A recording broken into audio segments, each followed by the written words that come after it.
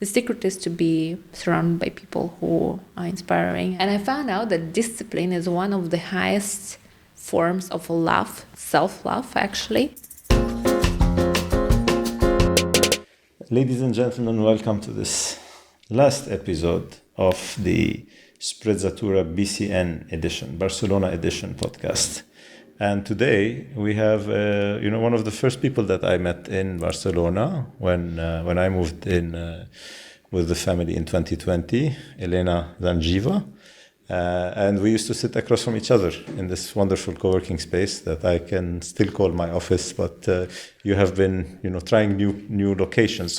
But let's talk about what got you to Barcelona and how this journey started. All right. First of all, thank you so much for having me. It's a pleasure, and I love this experience. And the name Sprezzatura is incredible. I like the concept.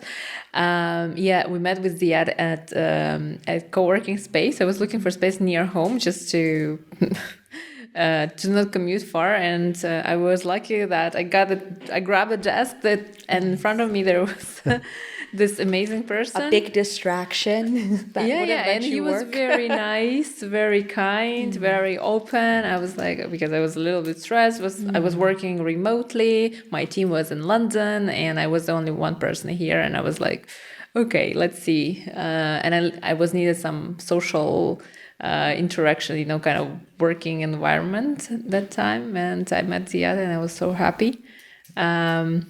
And I moved to Barcelona because of COVID, actually. I used to work in London-based company. When COVID hit, I started working remotely. So I was head of people there. I wrote entire policy about how we gonna address remote work. And I was like, okay, we work from home now. My home can be in Barcelona. And I just moved here using my own policy that I created for other stuff. There's some advantages being the head of people. Yeah. That's amazing. It kind of happened the same way for me, but why did you choose Barcelona? First of all, I always wanted to live abroad because originally I'm from Russia, from the East Siberia, a very small place, literally in the middle of nowhere. And I was always interested in to live abroad. Secondly, I already knew Spanish. I started learning it in 2018 out of curiosity. And I was like, okay, Barcelona, very international, great weather, great food. And I was like, let's do that. First choice. Yeah. Had you visited before? Yeah. I was first time in 2013. Mm-hmm. And I remember I made a picture in front of Sagrada Familia. And it's still under construction. Yeah. Well, coming soon, I think. Oh. And in Barcelona, I always, say that in this first period when we met in 2020, 2021, the world was different, and we were many people in this co-working space, but we also became like one family. Even technically speaking, from the perspective of the pandemic management, we were one cell. Yeah, so, I remember we had like these plastic screens in front. Yes. Yeah. And we had to wear the masks, and so we were sharing, the kitchen, etc. So I think we belong there as well. So we always talk about belonging. So for me, this co-working community here is one of my families in around the world. So and you're still there in the same desk? I am still there in the same desk, and I still have the plastic. They removed the plastic from all the desk, but I kept it because I hang stuff on it. I like it. It's nice. But where else do you belong? Like, what do you feel are the communities or the nationalities or the collectives that you belong to? It's a very hard and existential question. Maybe we can start from the beginning, because I was born in a very tiny place in the East Siberia next to Lake Baikal, which is known as the deepest lake in the world. I highly recommend everyone to go there because it's a very beautiful place, very close to the border with Mongolia. And ethnically, I'm Buryat, which is Buryat Mongolian. It's a very small, tiny ethnic group in the east of Russia. And I was studying in Moscow, one of the top universities there. I was pretty lucky, I would say, or maybe smart a little as well. And I was living 12 years in Moscow. It's a completely different experience. Obviously, as any other country, you go to the big city for the opportunities, and I just stay there and continue to work. And then I moved to London, and I lived a little bit in Lisbon. And 5 years I live here in Barcelona. That's amazing. We also, as part of belonging, we try to understand from our guests, what do you take from, where you first called home, and how has that influenced your experiences? Yeah. Whether abroad or here now in Barcelona. And I 100% would say that I belong to Barcelona, and I'm happy and so proud to call this place, this city, my home. Every time when the plane is landing and I hear "Bienvenidos," and I'm like, welcome home. Yeah, I was living in different places, but this is the place where I feel. Yesterday I was walking and I was looking on the sky. It was blue sky, it was sunny, it was warm. And I was looking at this beautiful building in my neighborhood. I was like, I'm so happy to be here. And this is a city where I definitely belong to. Despite the background that is completely different, I feel truly welcomed. Yeah. And it's so easy to integrate, I would say, because it's a very international city. I know that 30% of people here are expats or from other countries and from 180 nationalities. True. So, yeah, anybody can find their home here. Yeah, home, family, community. Community, yeah. Yeah.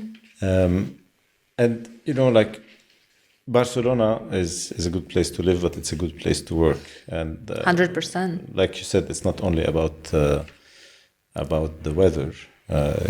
I think it's the environment here. So yeah, a lot of opportunities, and I see that how city opens for like global capital, external investment, because more and more companies landing and opening the offices here, bringing the talent, hiring people here, growing. A lot of local companies are like pretty famous in the world and became unicorns. Mm-hmm. Everybody knows TravelPerk, Typeform, Wallbox, Glovo. It's pretty well-known brands outside of Barcelona, but the companies were born here. And as well, a lot of companies are bringing their talents and open the offices like SEMrush, ManyChat, Monzo. I know that they're opening office here as well. So people see that it is a great place to invest in because of, again, talent. Right. And Barcelona is pretty well connected with the entire world. I would say you can fly almost anywhere from here. Right. You're an entrepreneur now. You mentioned that you were working with a London-based company, and now you have your company that you're founding and starting. Is Barcelona a kind of sell to team building for you as well as you're growing and scaling? Well, for entrepreneurs, especially for tech entrepreneurs, it's also a great landscape. Again, because of talent and opportunities, and I would say, first of all, I was working here remotely. Then I was working in the office of one international company. Mm-hmm. It was Bumble, it's a dating app. And then I started my own business. And it's really, really like a community of tech entrepreneurs, or not only tech, all kind of entrepreneurs, is incredible here. I met people from all over the world, from Taiwan, from China, from US, from Netherlands, Germany, France, and all these people are doing some Lebanon, and people doing something here and creating products, creating businesses, creating opportunities. It's a good place because then you can scale from here everywhere. You get this talent from here that understand other markets as well, because I call it from Barcelona to the world. And And you do a lot of nice events as well. Yeah. So that's something I like, and I like to go to your events. So tell us, why do you do the events? It's quite unusual for a small startup, that's just beginning to be hosting events. Yeah, I was thinking if I would not be an entrepreneur or like working in talent management, I 100% would organize weddings, fancy weddings. I really love to organize events. And when I was working at BCG in Moscow, we had 120 events a year as a team. So we did a lot of employer branding activities to attract the best talents, to have a players team, and you have to be everywhere where the top talent is. And we had an event almost every 3 days. So it was a lot of work and a lot of coordination and organization, and I enjoyed it a lot. And we had a lot of travel as well. And I really love to think about the concept, to create it, to organize it, to see people that enjoy it actually, who learn, who connect. And I run a series of events. So while my startup is like Kvistly is AI quizzes for trainings and team building. So basically our main audience is human resources, and I used to work in human resources as well. And I was like, okay, how we can increase brand awareness among our audience. One of the best things is offline events, and people love offline events. Online events, unfortunately, do not bring the same level of engagement and interest. And I was trying to think, okay, what we can do for them that it would be interesting to come for our audience. Okay, to learn, obviously, from those people who actually made it happen. And the first event was how to become an HR leader every business wants. And I invited my friends as well, who are HR directors, vice president of HR, to share their stories, how they grew and how they succeeded on these roles. But then I was thinking, okay, HR is our audience, but sometimes marketers buy our product. Sometimes founders of our businesses buy our product. And I was like, and I wanted to expand and to hear more stories of other people. And I was trying to think about the concept, how I can organize events for different audiences, but under the same concept, under Kvistly events.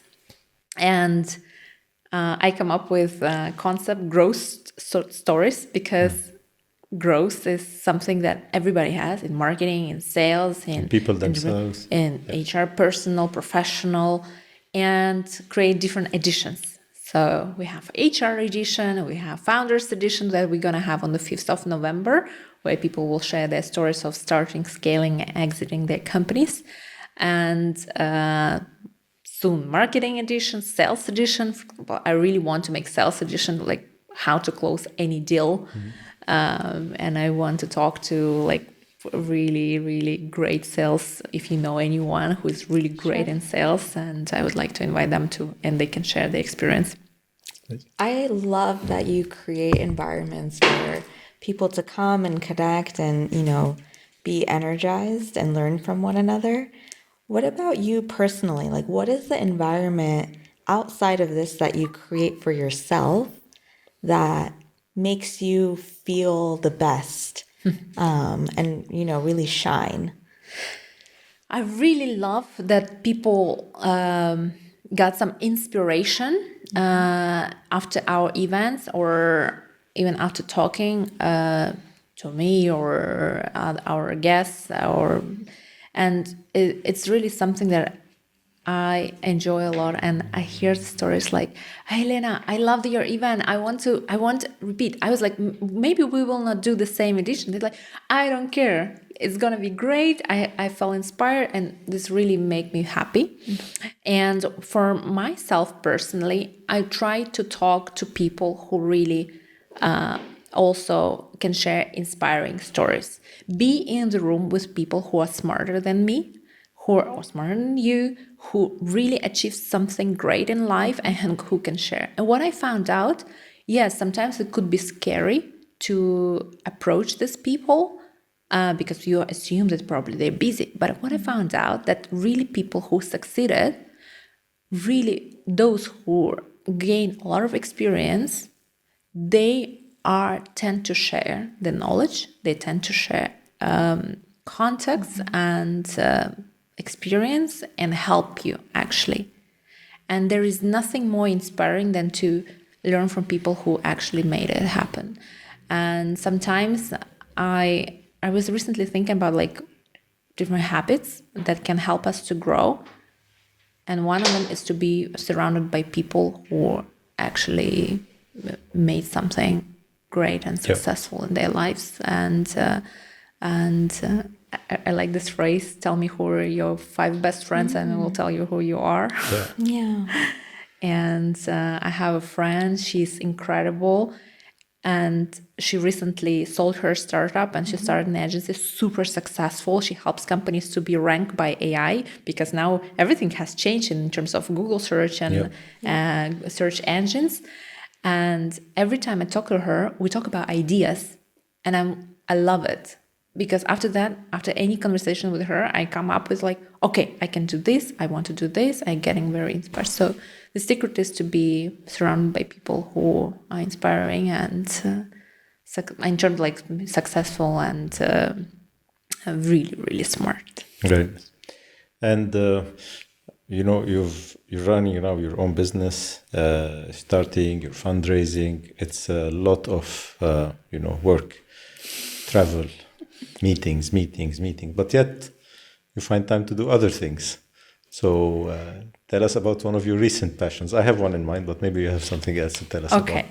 So I would say that I have 4 activities. Number 1, I'm a founder of HR or AI startup in HR and education tech.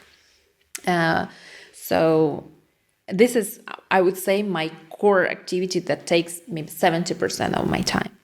Another one is HR consulting because I was working 12 years within great companies, within management consulting, tech. And my main core competence, I would say, is to find and onboard and retain the great talent. Mm-hmm. Like talent is the most important thing in any business. The third activity that I love to do is I help people to land jobs. I have a workshop and maybe I'm thinking actually about maybe to write a book about that, how to land a well-paid job. Mm-hmm. So I help people to land great jobs, to identify their strengths, their core competences, tell the stories of the business and achievements that and their impact on business. Because most of the people are unfortunately focusing on the responsibilities instead of impact. And the first activities and now is the growth stories that is a series of events for our community that we're building around Kvistly brand, which is all about learning. And they all connected, I would say, around talent, learning, and connections. So it's 4 main activities that I do. And then you have life. Yeah, and life. What happens in life? And how do you balance it with 4 other activities? I'm actually very curious because this is a lot of things that you do. So what else, I would say good time management. Yeah. Well, I recently actually started doing a really good practice. I found out a super cool app of a friend of mine. It's not an advertising, but I love it. The name is Akiflow. It's a productivity tool because I was ending up with to-do lists and I have 20 tasks in my to-do list. And sometimes I'm putting them out, but then I was like, okay, I didn't do that. I move it to another day and another day and another day and was not really productive. And with this tool, with Akiflow, what I do, I create to-do lists under different projects. And I immediately take time in my calendar. I fill the spot I have 15 minutes to write communications. I have 10 minutes to clean up my inbox. I have dedicated time in my calendar for anything professional or personal. I have all my workouts there, all my meetings, birthday parties, dinners and coffees with friends. Everything in life has a spot in the calendar. If it's not in my calendar, unfortunately, it's not existing. It doesn't exist. Yeah. And if it doesn't exist, do you rest? Or I have morning routines. I have a routine that actually I'm trying to simplify life, and routines has really helps to simplify life. Okay, I have a morning routine. I always have to be in bed at 11, wake up at 7, and so, it's like it's making life easier. Even on the weekend, Sure. I'm not breaking the routine. When I break the routine, it's getting. I think what we're really curious about is what are the hobbies that you schedule in Aquapolo? Because we know you're somewhat of a pretty good chef now.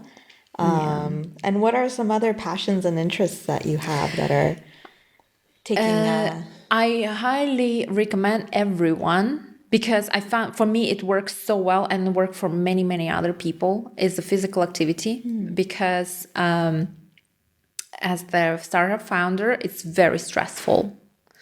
Especially last year, I ended up in the end of the year, I ended up with a huge burnout, and it's better to never do that, because then it's very difficult to recover and get speed. Because in the startup world, especially in tech startups, you have to move very fast. And I remember I was laying down in bed. I had pain in my back. I was in all my body. And I was and then a friend of mine, I met her. Again, your surroundings, right? Your people around you actually help shape you as well. I saw her. She looked amazing. I was like, what did you do? She was in incredible shape. And I met her maybe 2 months or 3 months later, and it was a huge difference between the person that I saw in September and the person that I saw in December. And she's like, yeah, I'm doing these workouts. Actually, they're next to your place. I was like, oh, really? Let me try it out. And I love it so much. It's only 45 minutes. It's different. It's a strength training with weights. I found it super good. Yeah. And I do some cardio as well with indoor spinning. Unfortunately, I hate running. But in general, if you can do physical activity, it's going to help you to reduce stress, to find motivation, to literally help you to sleep better. And in my case, I always do in the evening, because every person has their own hours. Somebody doing everything in the morning, but I found out that I'm mentally more productive in the morning. So I don't want to spend this time doing workout. Okay. And workout helped me to split the day between work and evening Rest. routine. Yeah. Oh, so it's like a buffer almost. Yeah. And burn everything, all negative thoughts, all emotions. And I'm okay, it's very heavy, very intense, 45 minutes. And recently I had a very hard day. It was so tough. And in the evening, I supposed to have another social networking event, because I was attending AI Summit. And I was I don't know how to go there. Sometimes there are days that you literally hate the world. You really just I can't. I want to kill someone. Every cell. And then I went to work out 45 minutes. I left completely new person. Yeah, it resets your day sometimes. Yeah, it it gives you dopamine that helps you to boost your energy back, and I really, really love it. Highly recommend to do it. I always thinking why I never did it before. Yeah. Helps so much. And I lost 2 sizes.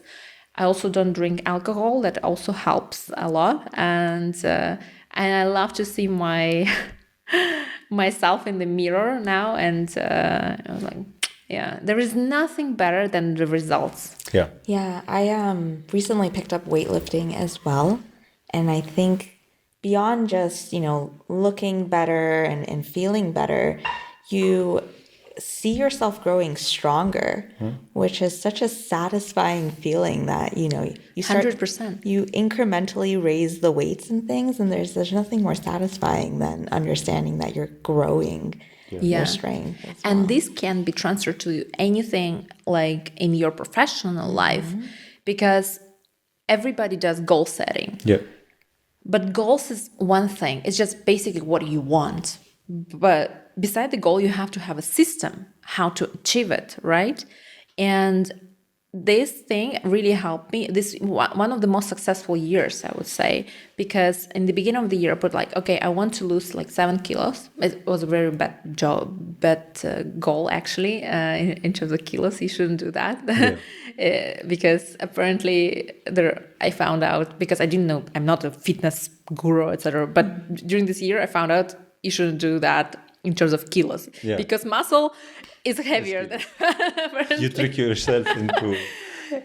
So and I was like, okay, in order to achieve it, okay, I have a measurable results, like in terms of volumes, exercises, and in general you see in the mirror. What I have to do to achieve it, build a system around. Okay, found a place where I go. Ideally, have you read Atomic Habits?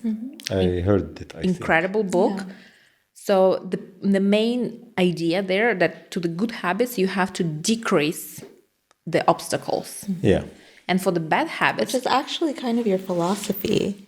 Yeah. I've been learning this week Decreasing is that the obstacles? you don't you try to stay away from chaos.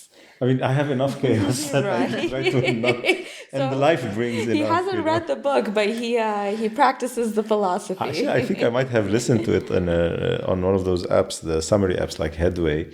But I agree, like I do this right now.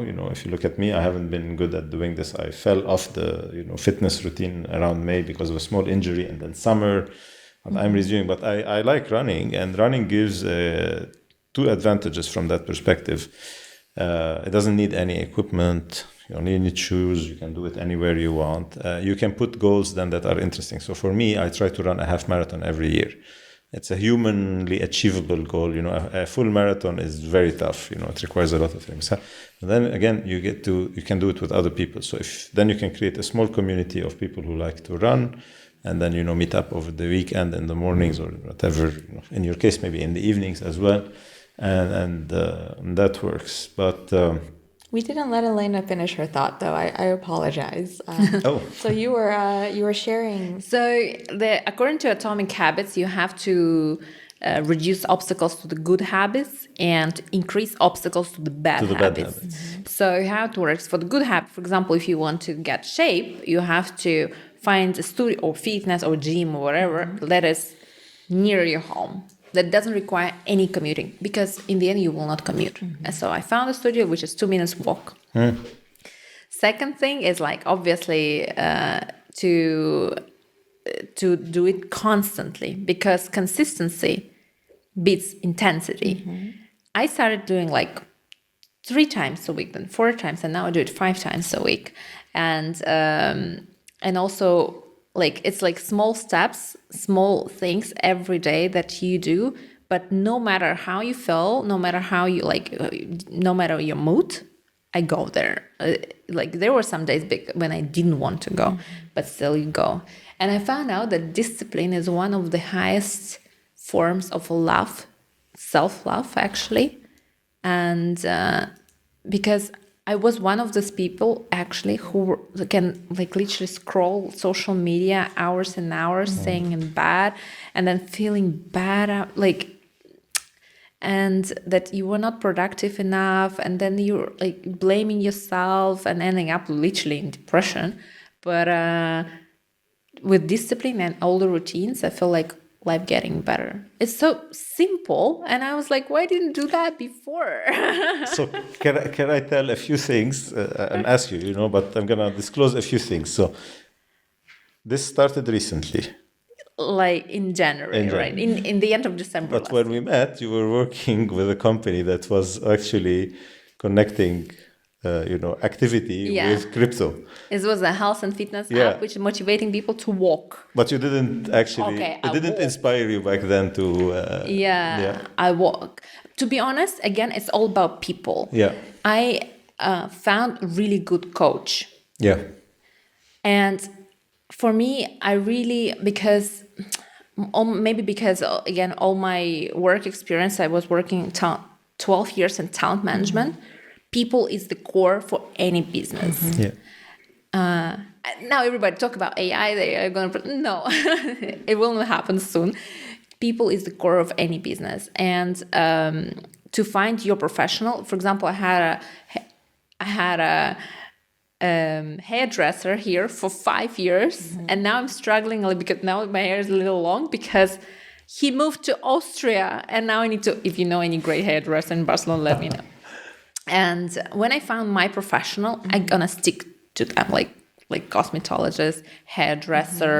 I'm the same way. Every city I've ever traveled to with frequency, you find the people. Yeah. Right? That's part of the habits. It gives peace of mind. It makes you feel good. Yeah. Yeah. And also, if they're great professionals, you can achieve great results. Obviously, you don't want to stick to like bad hairdresser, right? You're going to change it. And I found a coach that really helped me and motivate, and his system works. Yeah. And I'm like, okay, I tried different coaches. I was like, okay, this guy. And I just stick to the same person and I always go there. And no matter what, if I feel sometimes tired, I feel weak, I did not a good job, but he's always like, great, you did great, you showed up. It's already like 50% of the success, right? And I was like, okay, good. I found my people, I go in there. It helps, really helps. And maybe it's a like kind of external thing, but I believe that finding great professionals, like doctors, same. Yeah. You don't want to stick to a bad doctor. Yeah. Ziad and I talk a lot about, the thing in people that you are drawn to and connect with. As someone who's a people person, beyond just skill set, because there's many talented people that can execute at a high level, but beyond just talent and execution, what are kind of key personality traits you look for that gives you peace of mind that this is going to be a great person, either overall or for you in your network? I would say there will be 3 core, and other things that depends on their profession. And for me, like first of all, is someone with who you can have respectful relationships. It's people with the same values. Like I really value honesty, no matter what. I really value honesty and accountability. So in terms of behaviors, I really love people who respond fast, because communication and responding fast is also the form of respect. People who cannot respond, who ignoring you for weeks, what I found out, they're not really, really great in terms of you cannot rely on them. They are not reliable. They're not really accountable, etc. And this is so simple thing. And actually, I have 0 unread messages. I try to respond everybody, especially because if things takes 2 minutes, I will make it fast. Another thing is that I really, really loving people who really love what they do. They're passionate about. If there's someone passionate about digital marketing, and they do that, and they love it, and they develop, and they constantly grow, they constantly learn, they constantly like developing professionally, personally, and trying to be a better version of themselves. I love these people. I cannot be surrounded by boring people who don't want to change anything, who are constantly complaining and about the state of the things. I will give you an example. I know one girl. She's in her like 35-ish, and all her life she works as a secretary, as an office manager.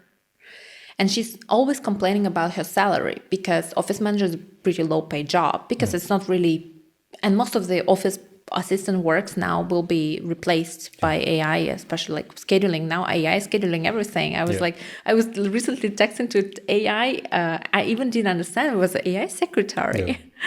Because I was scheduling one meeting with one CEO. I was surprised. And I was like, okay, I can help you.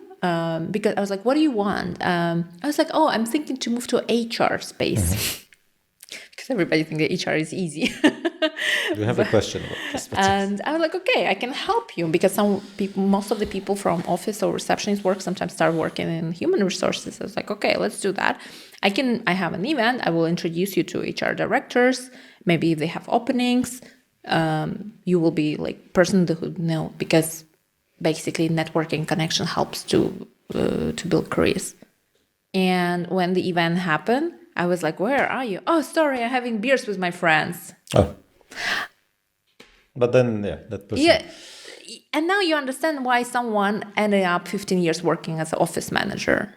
The priorities are in the wrong wrong priorities. So there's a question that we have been talking about a lot also in the previous episodes and in our conversations. And you are one of the best people actually to answer this, because you are in the people's business. And, we're seeing the advancement now in AI. And we know, as you just mentioned, some jobs will be replaced. Yeah.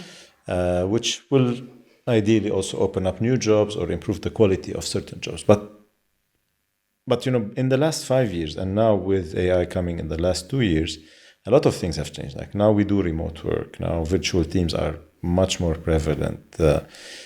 With AI integrating, when you don't know who you're talking to, actually, is it a bot or a real person, etc. Where do you see the future of work itself going? Do you think if we walk into an office or a city in 10 years from now, how will it look like? Really good question. I think AI will not 100% replace people, but it will elevate some of works, and some jobs maybe will be transformed, or some will disappear 100%. Like what happened with Industrial Revolution, a lot of things have disappeared because of the machines. And same here, because of everything that is simple, like scheduling. Do you know that a lot of companies have people like teams, coordination teams, whose job is only scheduling meetings? Yeah. This is such a dumb job for me. Like now you can we can have AI agents saying, okay, we agreed about the meeting, and AI agent make really human interaction, telling and sending you a calendar invite, everything. So these teams we don't need anymore. Because when I was working in recruiting, we had coordinators who were like talking to different interviewers and the candidate basically to find the time, And then we bought expensive tool to schedule the meeting. I was like, why do we need this? So now these jobs will disappear. Yeah. All the jobs that doesn't require more like complex decision maker or conversations, whether you talk about the ideas or closing big deals, they will disappear. And so basically all the admin stuff, you will not need people anymore for that. So the good news is like you can get another more interesting and more fulfilling job and do more creative things. In terms of, for example, people say copywriting will disappear, etc. Still, you still can spot content created by AI. People say content creators will disappear because of AI. And I receive a lot of emails regarding, we can create for you videos, etc. But still, it's not like there will be AI content. Maybe human created content will be more exclusive and more like advanced. For example, models. Now models can create their own avatars and sell it, for example, to H&M, and H&M can put their avatar. Okay, that's great, but for real, like maybe models will work for more exclusive photo shoots, like human models. Of course, you will save a lot of money and time on like photographers, makeup artists, etc. with that, but human content will be more exclusive, more expensive. Same with education. When online education was presented, like there are a lot of, you can study in Harvard technically. Tomorrow you can get into online course at Harvard and you say, oh, I graduated at Harvard. But to go there and like learn from real person, professor in the room, it will be like exclusive and more expensive experience. Same with doctors. now telemedicine is developing very well. You can talk to AI agents, you can talk to AI nurses, etc. But still, to get a consultation face to face from a doctor who can literally like make diagnostics in front of you will be more. So it will unlock opportunities for people in terms of mass. But if you want like human interaction, you will need to have richer. It will create richer interactions, I think, because people have less boring tasks to do. They can focus on the smart part of a certain task, or the interaction, the doctor and the patient, the lawyer and the client, the teacher and the student, etc.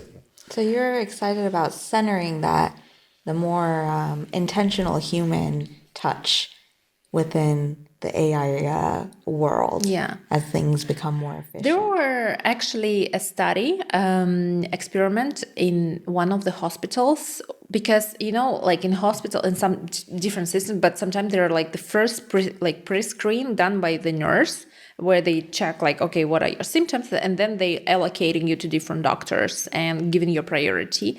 They found out that actually AI does it better than human. And the conversations are more polite because AI not getting tired. So this like pre-screening things will for sure will be replaced by AI, and they did less mistakes than humans, way less mistakes than humans. But for the people side, I know a lot of folks are complaining that their resume doesn't necessarily have the same effect when it's screened through AI, because if there's like a language mistake, or they don't use the precise language of the job title or whatnot, the AI will just take them out of the right.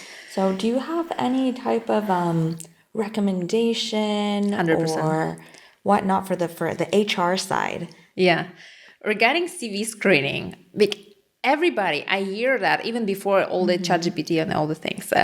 I hear all the time the story that our CVs are screened by robots. This is not true. This is not true. I would tell you, most of the companies have an ATS system.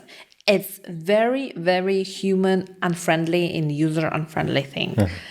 Thousands of people are applying. Usually, if you open a job in tech, for example, an engineer or QA engineer, whatever, 900 applications out of 1,000 will be from candidates from India.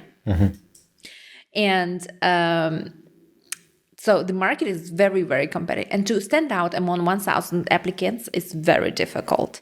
So there is no robots, actually. There are just simple filters regarding, do you need visa? Or are you living in this particular location? Because sometimes we are not ready to relocate people, so we're looking for someone in London. And if somebody said no, we'll automatically get the rejection email. So I remember I would just put these filters. All the people who said they need visa, yes, because we are not sponsoring visas, boom, automatic reject. I'm not even looking at their CV, because it's impossible to screen 1,000 candidates. Impossible. So of course we cut like 600 people already. Okay. Then I have another tab. The name is referrals. Okay, there are 10 people. Whose referral is the person who was referred by someone inside the organization. There are 10 people who are vetted by and we are positively biased to people who were already recommended by someone inside the organization. Probably someone in the organization already knows, okay, how we work, and they will not recommend bad people, right? So for me, it's easier to screen 10 people than 1,000 again.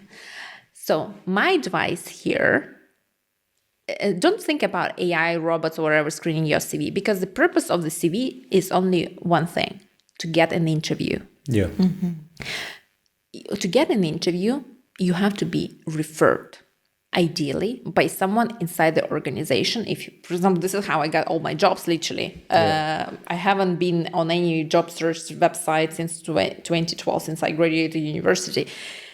At Bumble, I was referred by engineer who I had beers in pub in London like many years ago. I just texted him. I was like, I saw the role. Can you please refer me? So he texted to the hiring manager. Said, so you looked for the job, then you seeked a referral. And I was relevant message to the relevant person. Was like relevance. I had a relevant experience. So be referred. Second thing, ideally be referred by hiring manager. In my case, it was engineer. The good thing, he was smart. He sent my CV directly to the person who makes this hiring decision. In that sense, I recommend, if you don't know anyone inside the organization, because some organizations network with the hiring managers. Why? People sometimes forget, think that, I don't want to be annoying. There is a process, blah, blah. Think about what is the job of the hiring manager? To hire. To fill the job. To hire the person.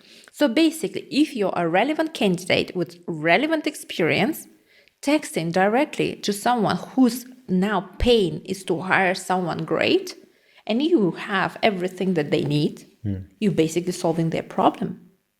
That's it.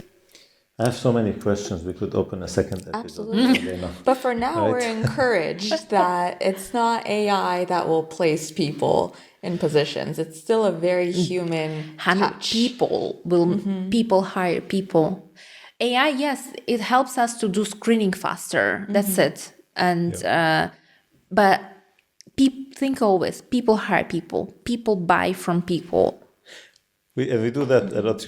We have a platform on the online recruitment for hospitality, and that is purely about people. In fact, we take it to an extreme where we say the CV has no value at all. In this case, it's all about character, personality, which is difficult to convey online. So we use imagery and visuals, etc., to give an idea of that. Video and then we say the eye is the first filter, to start with. Especially in hospitality. And but okay, so we have I think one last question, which brings it also to the human element.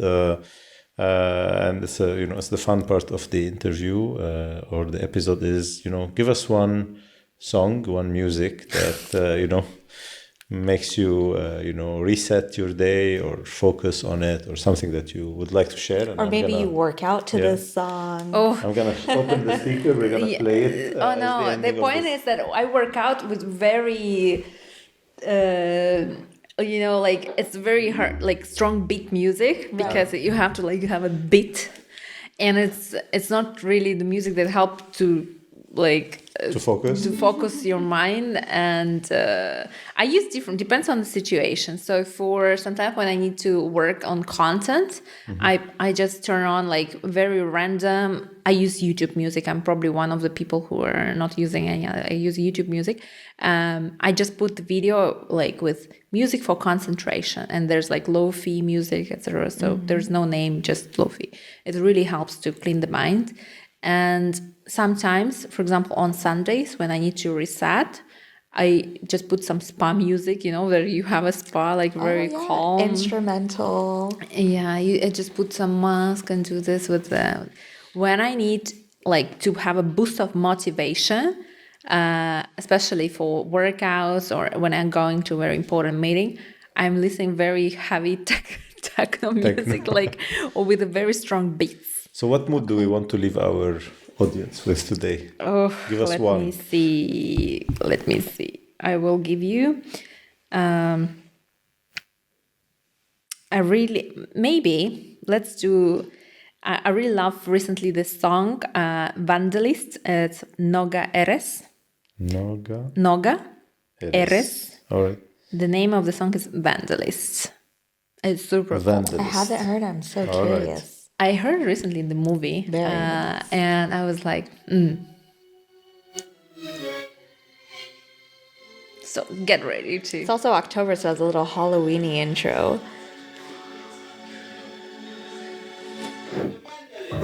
I sleep with one eye open, my shoes always on. The video, interesting. I dream to be the joke of my smile. This was from a video, from a movie, I mean. I heard it in one series. In a series. And yesterday I heard it in one movie as well. Wonderful cool. Ending. I think it maybe brings us to another season one day, we'll start with it. We end here and then we start with the next. Thank you very much, Elena. Lovely having you. Elena, this has been so insightful. I saw Ziya taking furious notes. Yes. Yeah. a lot of notes. So what are you gonna do? Gonna work out? I'm gonna. We have to now. For sure, I'm gonna send you my kids when they We graduate. need an accountability work with partner. you. So Yeah, I think we'll always have you in our mind as someone inspirational to keep the discipline going. That's great. Thank you for your time, Thank you Elena. very Thank you much. so much. And thanks to our audience. I hope you enjoyed this episode. I hope you enjoyed this season.